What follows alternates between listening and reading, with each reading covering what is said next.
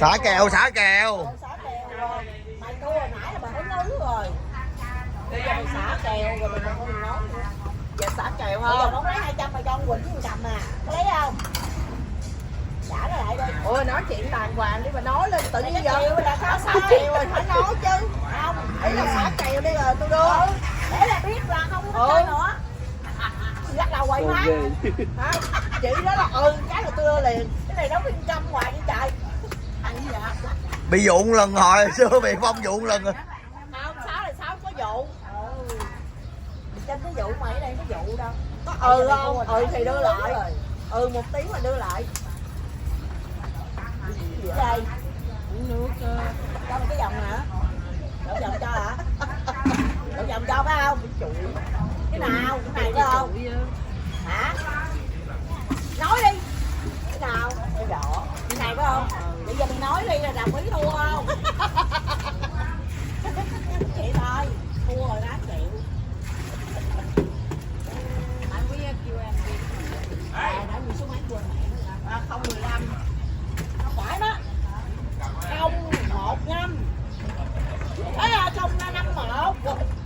Quý nhã kêu đi số mấy quý. 051. Ơi ơi. Đó thấy rồi nè, thấy nha. Đó anh Bảo nè. Bắt thân cảm khách nha cả nhà ở đây là. Đó. Giờ quý gì nhắn tin ghi siêu chủ luôn chứ không cần nói nữa. Rồi cháu rồi. Cháu lại bả đi cháu ơi. Số mấy? Thôi đưa lại bả đi, đưa lại bả đi. Số mấy?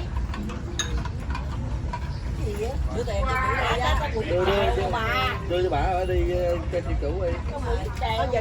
Giờ nè tôi đưa 200 mà đi sĩ chủ cho tôi luôn. Rồi nói chuyện anh tôi mới đưa. Để ngồi hết giờ các chị. Giờ 3 giờ nè. 3 giờ 4 giờ. Chị mà nói đi. Mà nói đi tôi đưa tiền cho bà đi sĩ chủ cho tôi luôn. Hết giờ đổ thừa sao mà không Nè. được nha. Chịu không? Chiều nay mà không ra là giật nè. Chết luôn. Thay vì biên giờ ăn này coi như đủ tiền đó lại rồi. Chịu không? Đưa bả cầm đi. Nè. Ê, không cho cầm điện thoại luôn. Người ta chơi tao ngồi đây. Ủa? Không cho cầm điện thoại nữa mà. Kẹo phải có ngày cầm điện thoại để chơi cái này. Gì? Sừng của nó ba sen bán rồi, chị có lấy không? Không. Hả? Bán ớt, mai con đừng cái quán của gì sớm giờ bán ba sen 10 triệu rồi lấy không? Không. Cái càng khô. Ê thằng con rể qua biểu ơi. Kêu thằng con rể qua biểu ơi, ngõ bệnh nói hả?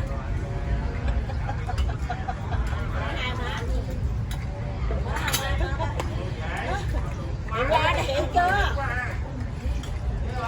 Có bển đi chụp con gái không hả? Chị bảo em đẹp của con Tòng.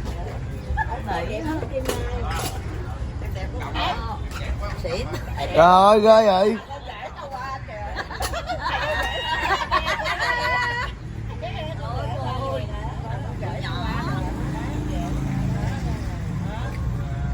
Con rể. Cháu rể. Hai đứa đứa này với này con chịu đứa nào? Dạ. Đứa này với nhỏ này con chịu nhỏ nào? Chịu Quỳnh phải không? Nói vậy khó khăn còn quá. Thì muốn làm con rể của má. Bữa con đã không điều kiện. hôm bữa con đã tâm sự mỏng với má chết con rồi. Có đeo xui da nè, hai bà xui da Thì rồi. đó bữa con đã tâm sự với má chết con rồi. Giờ con hỏi má con có chịu đi qua hỏi Chịu cưới đi, đi. chịu đi. Có gì con nào thì qua đây. Chịu Quỳnh. Rồi chết đó vô dạ. Bây giờ con hỏi cưới luôn không? Dạ không để Con ngày đi. để con ngại cái nữa chứ nhà đây con xỉn mẹ rồi.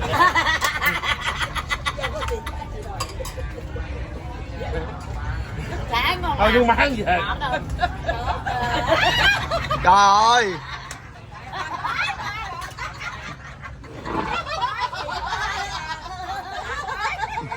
Quá trời luôn.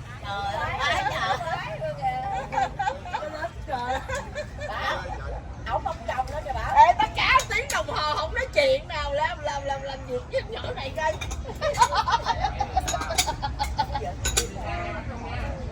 100%. Khỏe, cầm đẹp nè. Đây, hôm nay là em đẹp nhất chính trường gia. Thôi nói chung gắng chịu sức khỏe nha. Thôi thứ bảy quay nha. Con qua đi Cảm ơn chị chúc con nha. má nó nhỏ lớn hơn em 8 tuổi mà nói vậy á, quá trời.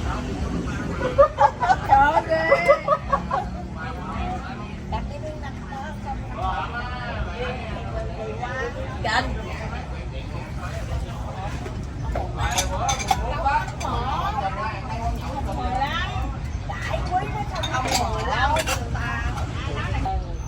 Mà Zalo chắc quen không rồi Trân. Tại vì á là chỉ có số điện thoại á mới quậy thôi. mấy người chỉ đó đâu không? Hỏi chất gà đầy bào ốc hương nha cả nhà. Món sờ thích quy chất vẫn là ốc hương.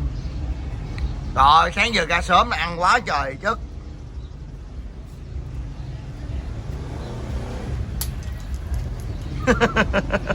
Ăn tôm không? Lọc tôm cho. Con mày gọi.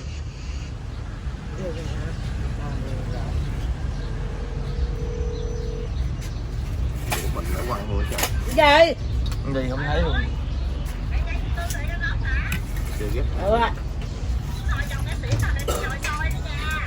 Ba về rồi. Trời thấy cao thủ không làm gì dám ngồi đây. Ba về rồi. Hỏi anh về trong im lặng không? Anh cứ Nguyễn nó về. Hỏi mày với ai kêu đi hoài vậy? Tao nói mày không hỏi. Tao thua. Tiếng ông Quốc ơi là mày thua. Sau này tự tế à? Toàn bằng B2 á. Góp vụ với gia chấm sớm mấy về Có cái trễ chế độ là quá. lùi. Còn anh Tuấn Nguyễn có chế độ là lủi. Lủi luôn à? Sau này tự tế à? Nó quậy dữ lắm mới về. Mày dài lắm mà. Nó quậy xong nó về. Nó về tự tế. Đúng rồi. Ông lóc hương không? Đây. Rồi.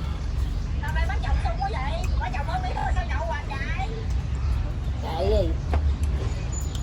Chồng hả? Mày về sớm đi. Quan trọng. Mày với nó hẹn tối quá à. Má chồng mày đàn áo hoài giờ má chồng phải dùng lên chứ. Xíu để em bệnh chút nhiều. Để em bệnh. Bỏ xíu chứ em bệnh. Đánh hoài là chơi Cho hoài. con chút phá lấu đi. Bỏ xíu qua bệnh đi. Chia qua chia lại chia đều. Còn ăn chưa em? Dạ em ăn rồi anh Vinh. Em ăn này. Từ từ đi ngồi kế chắc đóng clip cái coi. Ăn đi chị. Chưa đủ 10 clip rồi. Chứ bỏ ăn mì thằng. Ồ, Bình Khánh không quà.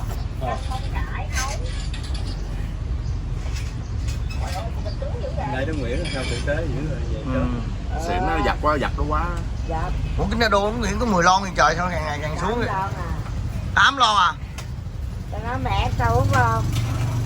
Mày hỏi là mày thua cái gì? Tao uống tao không hỏi là tao thắng gì? Rồi nó chạy luôn. Ôi là ói có ói không hay là về luôn, tự về luôn? Về luôn. Rồi trời. Thấy lên phục bia là về luôn rồi. Ông Tấn Nguyễn còn tỉnh á thì Tấn Nguyễn nhìn thấy đối thủ này kia ăn không được Tấn Nguyễn mới đi á. Thấy anh Vinh thấy Toàn là cao thủ không à? Thấy anh thấy ông Thuận này kia nữa. À. Nguyễn Khôn á.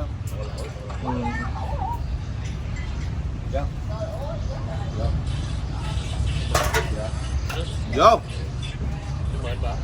Mời em. Giờ uống nhiều uống. Cái lần này bỏ luôn xuống luôn rồi. Đó của Long Chợ đó. Rồi đâu đây có thùng này đựng bia rải gì sưng. Không có chú nhiều à. Rồi cái này nhiều đấy cũng là cũng để số á. Uống nước á. Không cho em qua uống lâu chơi em. Cảm ơn anh uống nè anh. Không ai gài nữa đâu, anh không chửi mày không ai gài nữa đâu. Qua mời cái anh được không? Uống lon 2 lon thôi. Không, mày đâu có tốn tiền đâu, đây trả hết rồi. Giờ còn 3 mấy lon nữa là nếu như mà 3 ngủ phải 10 người 10 lon. Không. 10 lon nó mới về nổi. Có 30 vậy là bữa nay mỗi người uống phải 20 lon á. 4 lon đó. Căng à. Đó có ai ngồi chiến đấu được tới cùng nha. Mấy cái ông này ông lụm con này không cho ông hết mẹ hai chân này không cho ông được không? Như sao? Tại vì mấy cái này mình không tiếc bao nhiêu cũng mấy ngàn à chứ cho người ta. Có ai giữ đâu má. Ngày sinh cho. Đó đó giờ kèo sao? Đó, nóng giận rồi, xả kèo gì Quý, nóng giận rồi. Nóng giận từ đây sắp có không nói chuyện luôn. Không nói chuyện luôn ơi ơi.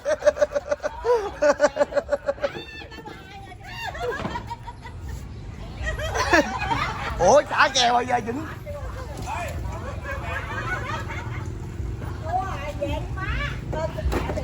Đó, kèo này là kèo xả kèo nha, là chị đẹp, chị Quý mới đây 2 xị nha, nhưng mà giờ chị Quý không nói chuyện lại luôn. Cảm ơn. Cái này là ăn chứ không phải là cho đúng không? Cảm ơn chị Dân ta. Quý kèo mà. Đã cho mình phải cảm ơn ta. Thôi, cái này Cảm ơn chị giấu tên. đây nhỏ đó. Cảm ơn. Chị Cần tới đây đi mất không? Tự nhiên có chè. Ở đây tử nị. Cá tử nị. Có chè. Bác Tê. Lên, có chè lên lát. Bà cảm ơn tôi đưa liền cho bà làm. Có chè. Để hỏi hậu quá. Đúng rồi, đúng giờ. Ý là không có gài kèo, ý là bạn cũng có gài kèo. Có chè đây. Cảm ơn chị giấu tên. Rồi, bắt tay. Lấy tiền. Thôi nha giờ. Rồi.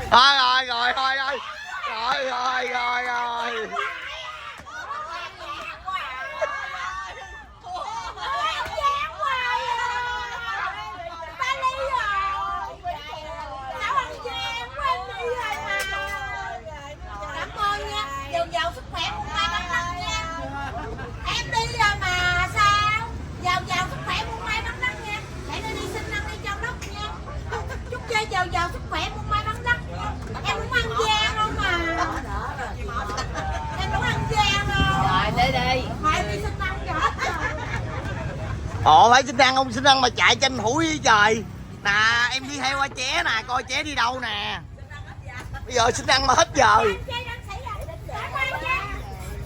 Giàu sức khỏe một mai bắn đất nha chị nha.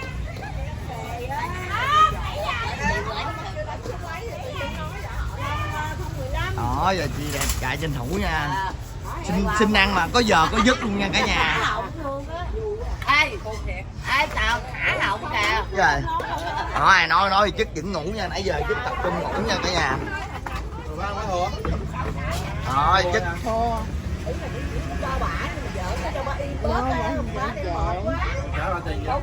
Đưa 200 rồi. Đưa 200 đó. Nhưng mà cho nó Bảo có ăn tiền hả mẹ? Bảo có ăn tiền hả? Bây giờ nó im ngu không được. nó im với cô cái bà này. Chưa được tiếng mà.